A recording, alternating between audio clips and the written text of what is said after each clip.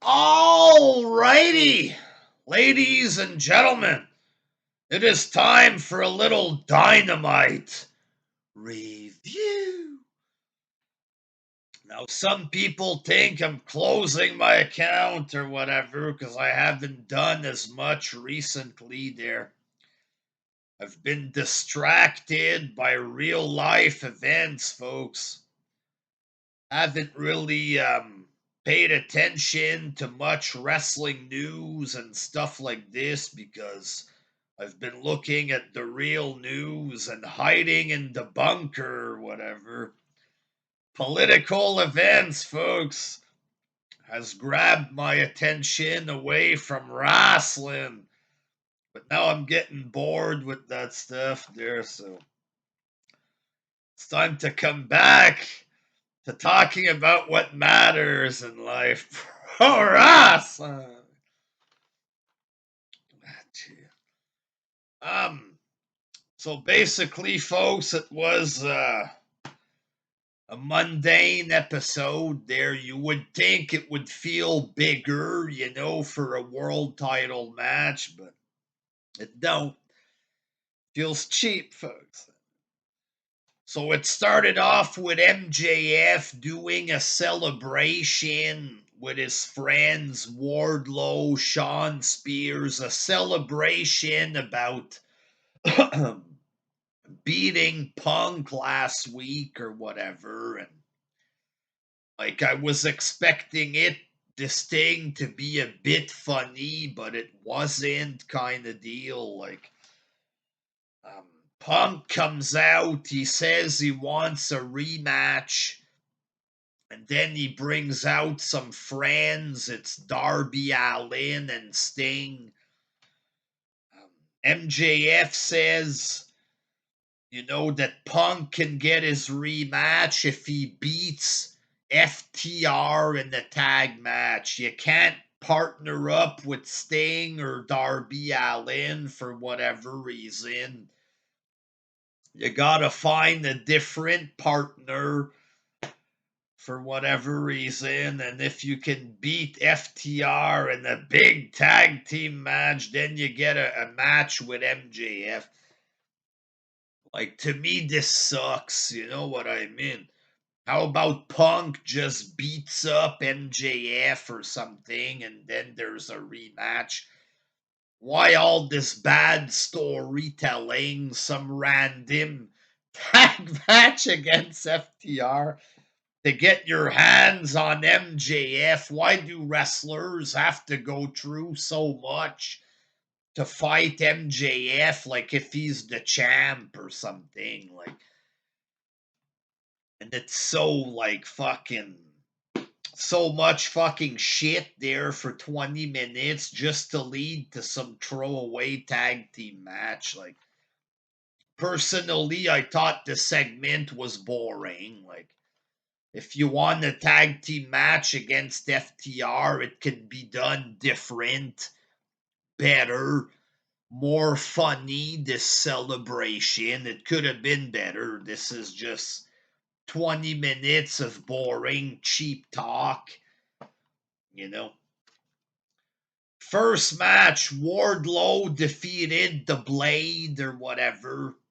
If you want to present Wardlow as a big explosive guy there, this match should last maybe 2 minutes tops or whatever. It lasts like 8, 9 minutes. The Blade is beating up Wardlow.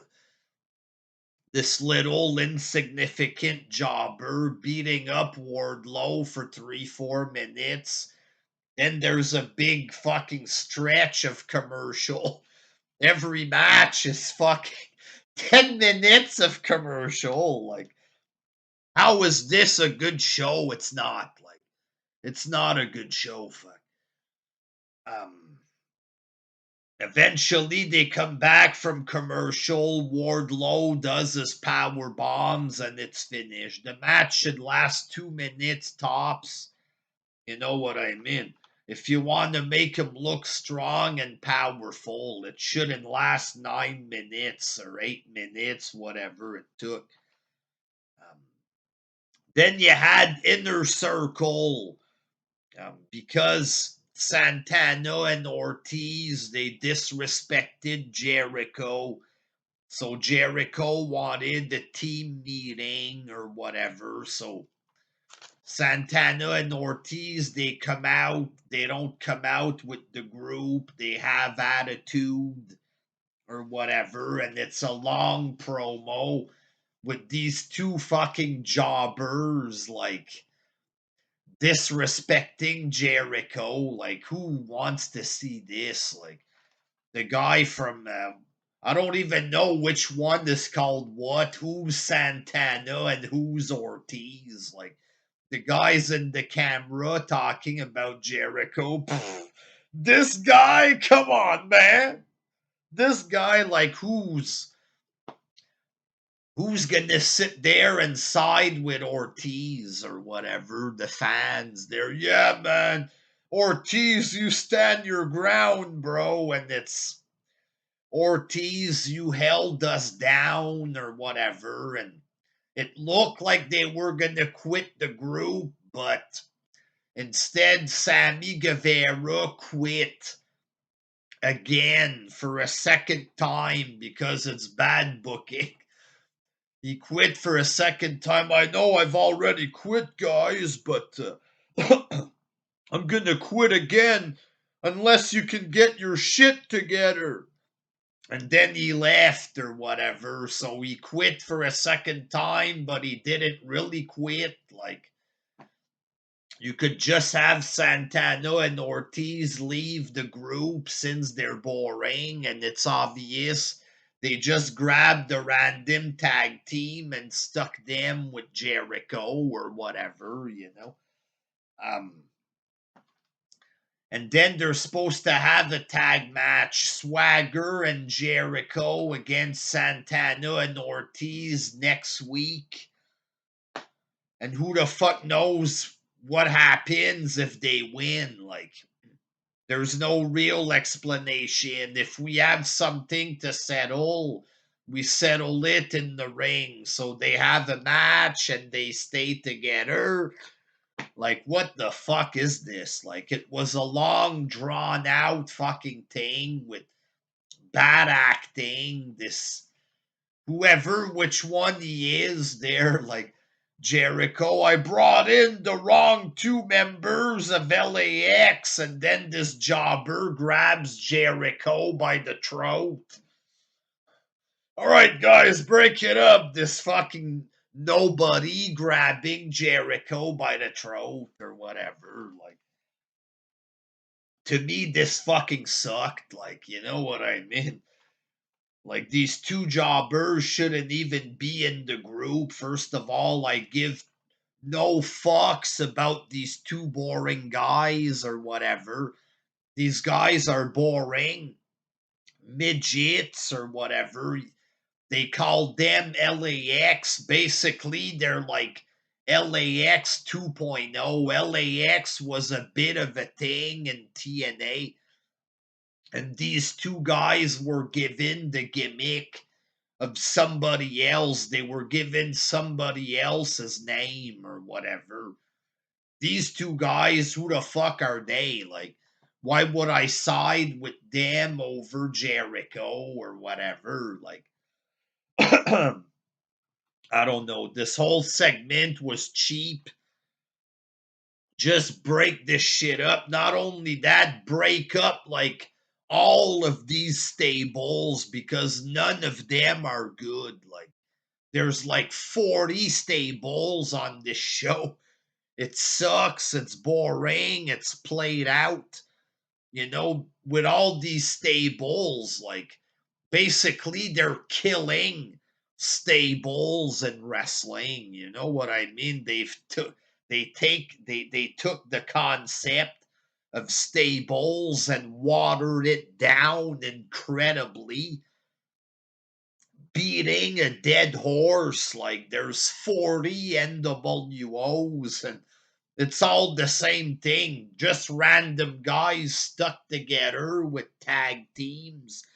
Nobody really fucking blends together in these groups. It's just random bums stuck together. Like, Jericho doesn't need all these fucking losers with him or whatever. Jack Swagger, what the fuck does this guy do? Like, he wrestled twice, 2, 3 times in fucking 2, 3 years or whatever. A couple of group matches, that goofy octagon match or whatever. Like, he wrestled maybe 10 times in 3 years. Get rid of these fucking people. Like, but just another long fucking segment about stables, and it was boring. And then you have another stable segment, Roppongi Vice backstage. Big match, folks. Roppongi Vice coming soon. There they get attacked by Young Bucks and Adam Cole or whatever.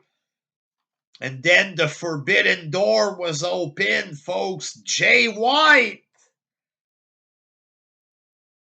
an indie wrestler, Jay White, but he won the New Japan World title, I think, or whatever. He's a big star, folks. It's the Switchblade.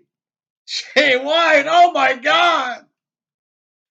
Like, indie fans might be excited because the guy wrestles in New Japan, but like, if you're a regular person who don't care about Meltzer, if you don't pretend to mark out for New Japan like it's a big deal, oh, it's Hojo Mokoko, oh Lord, is it him? In reality, nobody cares about these Japanese wrestlers or wrestlers that wrestle in Japan.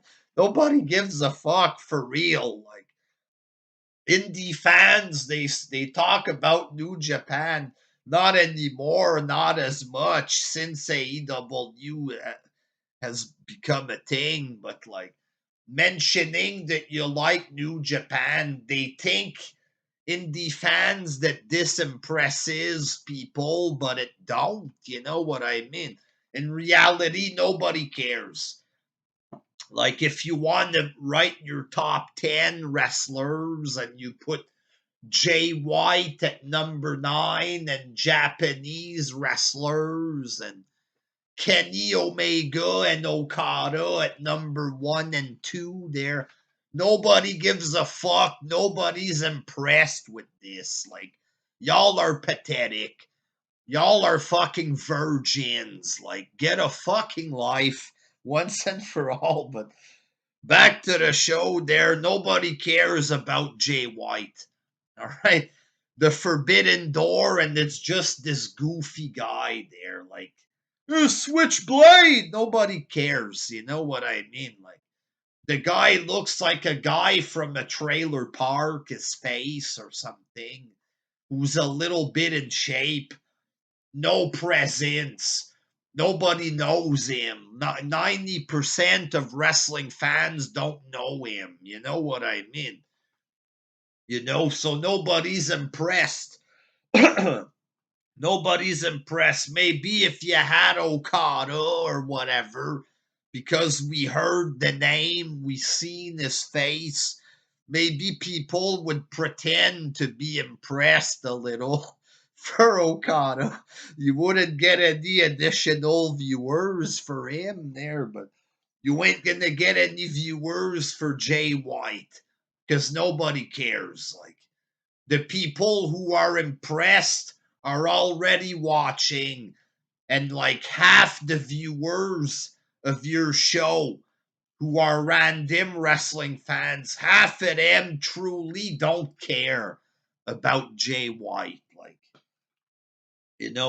you would have to introduce this guy, have him be a part of the roster for people to know, and just bringing in some douchey Japanese Gaijin or whatever they call them. They're the American Japanese wrestlers. He's a Gaijin or whatever it is. Nobody's impressed with this fucking garbage for real. Like, second match. Speaking of not impressed, folks, Keith Lee made his big debut. Keith Lee, folks.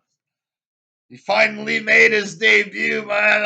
Oh, I thought, um, Keith Lee is more impressive physically than everybody in AEW. It's true, but he's very bland. If Keith Lee, if it would have worked out and he would have became a star in WWE, maybe he would have been impressive to be on TV, but Keith Lee didn't really become a star, you know what I mean?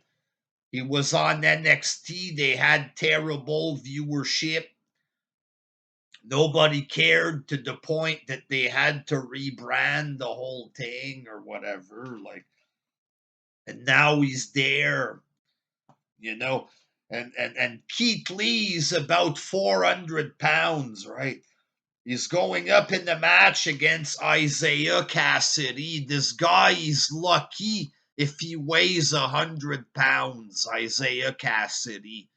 Okay, this match should last 10 seconds.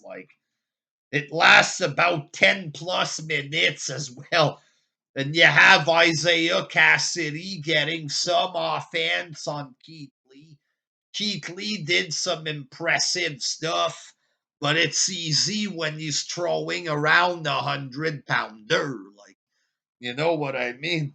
You can't fucking catch people in the air and toss them around when they're 200-300 pounds, but you don't have that many guys that size in AEW, so I guess they could make him go against 200 midgets and he's going to look massive every time. But this match should have been, again, 2-3 minutes. Let him hit big moves on this scrawny midget and finish it fast, right?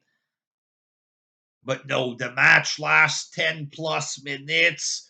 The 90-pound guy getting a lot of offense in on Keith Lee commercial. 2 minutes should have been finished. Third match, CM Punk found a partner, folks, to go up in the big high-profile tag team match. It was Punk against Moxley. Punk and Moxley, I mean, as a tag team or whatever. So 2 world champs come together there. Moxley. And they go up against FTR. You would think this match would last 4 or 5 minutes tops or whatever. CM Punk and Moxley or whatever going up against FTR.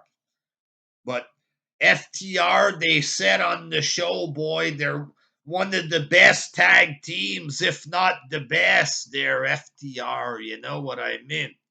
And they want to wrestle. So do you get 2 world champion guys beating up these short, fat, basic, overhyped guys?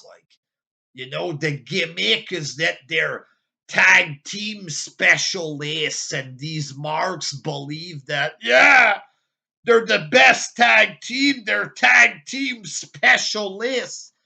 They're 2 boring, fat guys. They don't talk. They're plain. They're short. They're fat. What's the big deal with FDR? There's none. A very basic team, you know what I mean? Boring in reality there. Okay, they're not good and better than anybody else. They're just 2 short, boring guys, for real. And very overhyped. Cody Rhodes or something, he said, fuck the revival on the internet. And for some reason, indie fans started writing this. And apparently, FTR thought they were famous because of that. They were on WWE programming, right? Which is viewed around the world. You could have been more famous like that. Not only is it viewed in the States, but all over the world. right? But because they had a few indie fans saying, fuck the revival, we want revival against Young Bucks. Apparently, they should leave the best job that they had there and go to this smaller garbage circus there. You know what I mean? But in reality, they're not stars. They're not stars. They're not must-see television. Nobody gives a fuck about their tag team wrestling. Nobody thinks like normal thinking wrestling fans. Indie fans, they're on a different planet. You know what I mean? Like, they're psycho for real, but like, nobody sits there. Wrestling fans, oh my god, I just love this tag team wrestling. They're such good tag team performers. Oh, look, they're cutting the ring in half, boy. Just like the days of the territories. Nobody thinks like this, you know what I mean? Apart from really retarded indie fans, nobody talks like that except for them, you know? So in reality, Punk and Moxley against the Revival, it's not a big deal. It's not. Right? But because the Revival are presented like they're a big deal, instead of Punk and Moxley squashing these fucking boring mid-carders like that, they have a big 25 minute competitive tag team match, right? Because the Revival are such a great team and it's a tag team match, which is their specialty. Then Punk and Moxley, it takes 20 plus minutes to beat these boring guys. And what do you end up with? Boring television, right?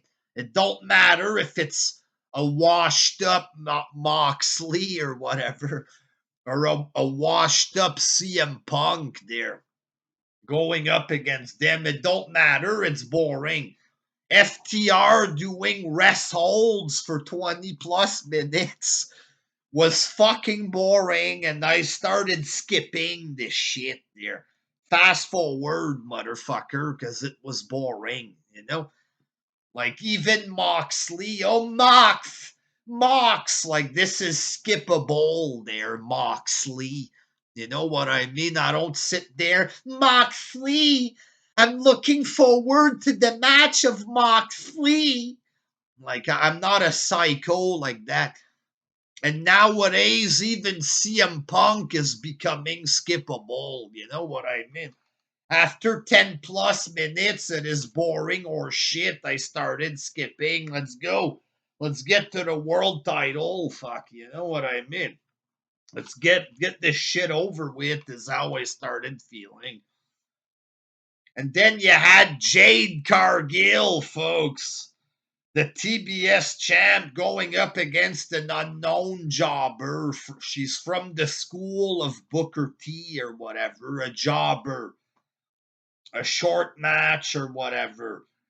Boring. You know, this should have been on Dark there. Fifth match, Serena Deeb. Boring as fuck on her own there. Not appealing in any way there.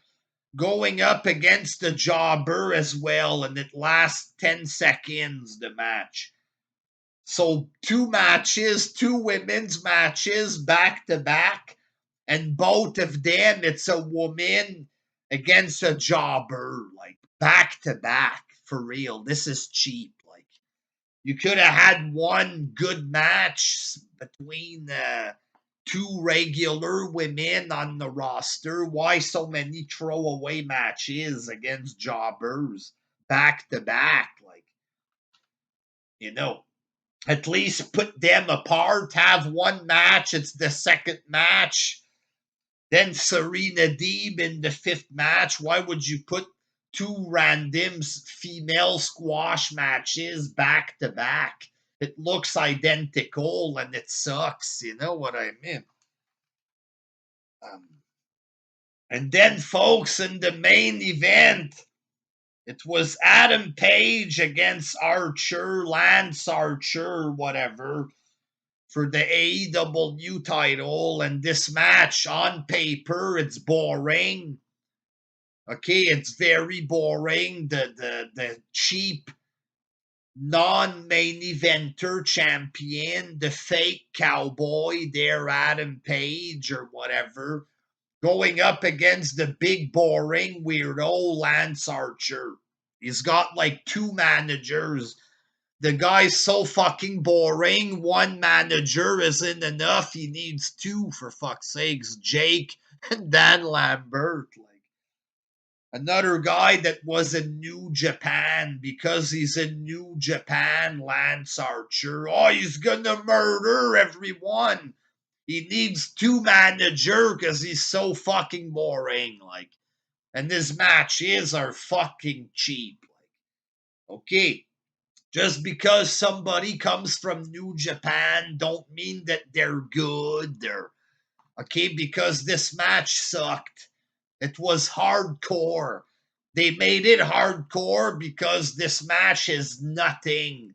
And it's cheap and worthless, and it's not a real world title match. Okay, this is garbage there. So they make it hardcore to try to make it look bigger than what it is. That's obvious because the match is fuck all on its own. You have to make it hardcore. Oh, let's blade ourselves. Oh, this is a good match now. It sucks. Nobody views this as credible. Oh, this is officially great now. Ha ha. We got you right where we want you. There's blood. You can't say that this sucks now. You gotta pretend it's good. Ha! You know what I mean? Meltzer's gonna give it 5 stars, even though it's shit. You know what I mean? Get a fucking life, you know? Like, you can't always just do hardcore bullshit and people get down on their hands and knees and worship. Like, fuck off, it's getting old. This match was shit. Making it hardcore, I give a shit even less. Okay, because it's fake and it's see-through. You know, oh yeah, we got him, boys. We win because of blood every time. Fuck you. You know what I mean? Like, Lance Archer pulls out the fork like Abdullah the Butcher starts forking his opponent, then he puts the fork full of blood in his mouth. Like, this might impress the gothic, putting the blood in his mouth or whatever there, but like, it's a bit much. Like, you know what I mean? It's okay to do hardcore stuff, but it's obvious that they're using the hardcore shit as a crutch all the fucking time, and it's pathetic. Like, they had fuck all in this match. This match was cheap. And doing this goofy shit with the over the top blood, and it just makes it look like low budget outlaw wrestling or whatever.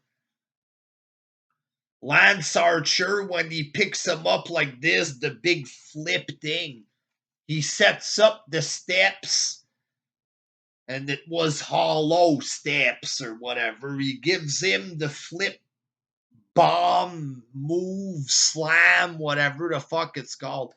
He lands on the steps, bounces off the steps, and he lands like head first in the post kind of deal.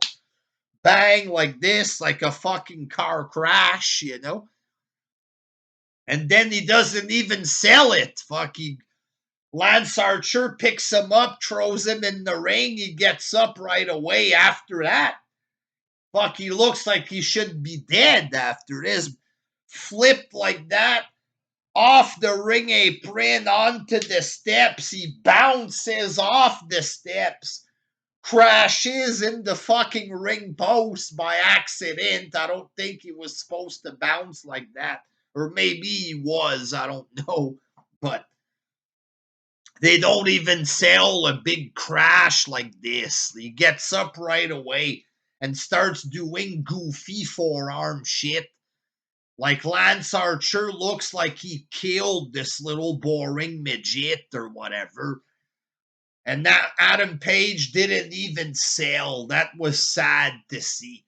Starts twirling around like a ballerina, Page, and giving him these goofy forearm, like, and then the top rope was removed.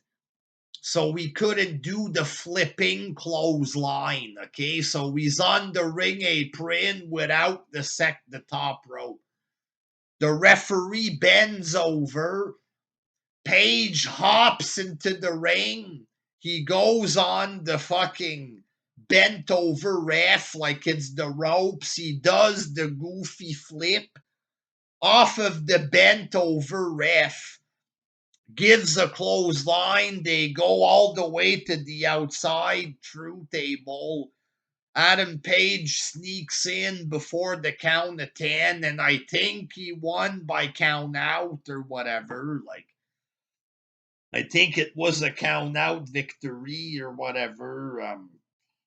Like, the ending just looked incredibly goofy to me. Like, the referee bends over to tie his shoe or whatever the fuck there, and he fucking flips over the ref, and this big goofy, obviously orchestrated thing there. It's too obvious that it's fake when you do a thing like this, flipping off the ref, and this was like a fucking circus performance, the ending. Like, you have big blood and fucking,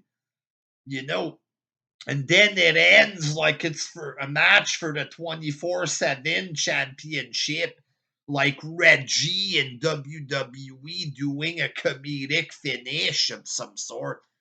A big flip off the referee, so fucking fake looking and stupid. And the match ends by count out or whatever. Like, hopefully there's not a fucking rematch. You didn't pin me. I want a rematch. And then Jake, give him a rematch, brother. Give him a rematch. Hopefully not.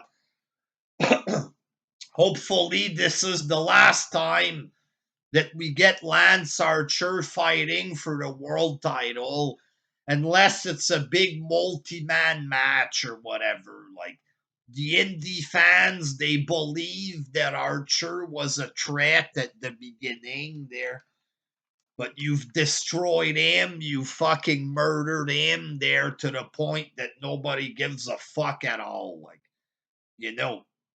And when you have him fighting for the belt, it sends a message that Archer is losing because it's very predictable, right? When it's super predictable that the champ retains, then it don't feel special. You know what I mean? It don't. And it's obvious that it's throwaway trash. It don't feel like a world title. It's throwaway trash. And you've killed Archer beyond repair there. So please, no more Lance Archer in the main event. And then Adam Cole came out there. So there's going to be a match, I guess, Adam Cole and Adam Page. Like I said before, they're both called Adam. That's gonna be the feud. I'm the cooler of the two Adams. No, I am. Oh, big match on Rampage, folks. It's fucking cheap for real. Like, overall, like, you had nothing that was good. The MJF thing should have been better than this. It wasn't. It wasn't funny. It wasn't fucking good. Like, nobody wants to see Punk in a fucking scientific tag team match. This is boring. Wardlow and the Blade is garbage. Inner Circle, the thing just felt cheap. And to me, it felt insulting. I'm like, who the fuck? I'm like, yeah, this is bad. Like, Roppongi Vice, Jay White is a big letdown. Like the Forbidden Door, and it's Jay White. Who fucking cares? The only good thing is Keith Lee a little. Right? Maybe he'll help you draw the same 400,000 that he drew for NXT, you know what I mean? But nothing here was good. Punk and Moxley, like I said, 20 minutes of boredom. 2 jobber women matches, woman against jobber back to back. And then you had this shit TNA fucking hardcore match main event there. This felt like a shitty Abyss match when Abyss was at his end, and it was played out. The Abyss hardcore matches. This is what it feels like. Just shitty TNA hardcore wrestling. You know what I mean? So there you go. And the fans were chanting GCW during this hardcore match. So you do these hardcore wrestling matches for these fans, and they're cheering for a different company. Like, you know what I mean? What's the point? What's the point of cheering, of doing all this for indie fans? Seriously, like they've been doing lights out matches since they started, right? But now they're doing hardcore, and indie fans. No, JCW is the hardcore. Yeah, GCW. So what's the point of doing a hardcore match for them if they're gonna fucking cheer for a different group? They're so pathetic, the indie fan. It's unbelievable. So there you go, folks. There, I'm not leaving YouTube. I'm still in business. There, I'm gonna go check out some of that wrestling news. The consistent uploads are gonna be back soon. There's just weird political shit going on there, so I'm just keeping my eye on that or whatever. But I'm getting bored with the stuff there, so it's time for me to come back home there to the world of wrestling for almost daily uploads, folks. So yeah, back in business, not going anywhere, folks. Until next time, peace.